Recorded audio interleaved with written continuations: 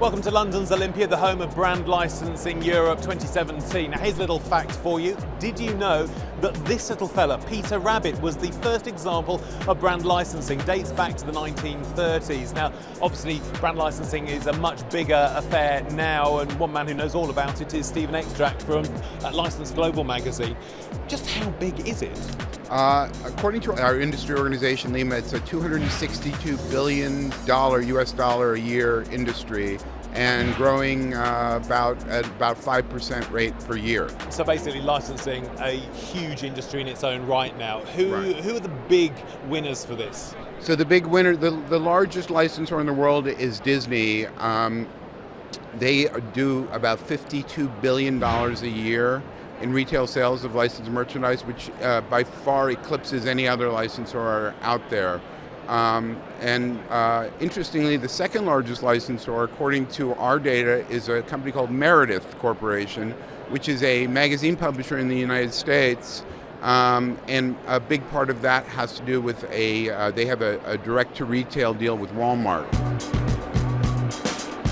Drifting around the venue, you notice that where we are now is twice as large as any other section. So this is characters, cartoons and the like. Why do you think this sort of brand licenses so well? Essentially, the entertainment companies were sort of the first brands to understand the power of entertainment and how having products on the retail shelf help drive consumers back to film and TV.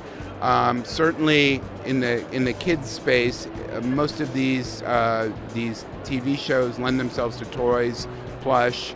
As you get more advanced into video gaming, you're now seeing mobile gaming. So the brand extension business has really taken off in the last 20 years, and it continues to grow, particularly in emerging markets. So you have, while the UK is a relatively mature market, a lot of the Eastern European countries here in Europe are really just branching into this and growing much quicker. So what's the really big growth area in brand licensing? So the biggest growth area currently is the video gaming industry. We're seeing a lot of consumer products come out of gaming, and the reason for that is it's really an entertainment-based property, but people who game spend hours and hours and hours with those games, and they have a strong emotional connection to the games. So if you were to compare it with, say, film or television, you'd see a lot more hours per week of people spending with their games. We're standing right in front of the Activision Blizzard King stand. They probably are one of the more advanced companies when it comes to consumer products licensing. Women are playing a lot of the social games like the Candy Crushes, and they're actually buying products. In fact, I just realized I'm actually wearing PlayStation cufflinks. I'm a gamer as well, and I saw these cufflinks, and they're the PlayStation controls, right? So, yeah. Brands and lifestyles is the sort of second biggest sector here. Is that an area that's growing, and what makes up those brands? Yes, it's growing significantly.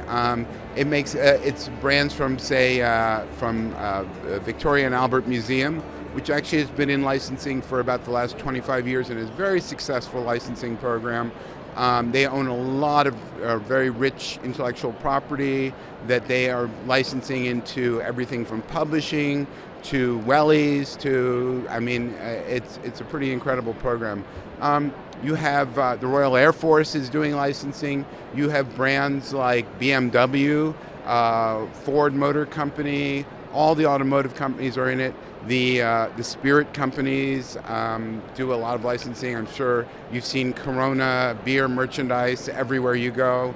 It represents sort of a beach lifestyle. So it's really about taking those brands, those core brands, and extending them into people's lifestyle. People have an emotional connection to brands, and they want to actually have a three-dimensional product that they can feel comfortable with. How does brand licensing fit in as a marketing tool? Who's the winner, or is it both sides? Does everybody win? It's an incredible marketing tool because for the intellectual property owner, it's a new source of revenue, it's an advertising vehicle, and they're actually getting paid by their licensee for it. So essentially, if I'm Coca-Cola, I'm selling my core product, which is a beverage, But if I'm licensing a really nice T-shirt with the Coca-Cola logo on it, I'm getting paid, and I've got people walking around with the Coca-Cola logo advertising my product.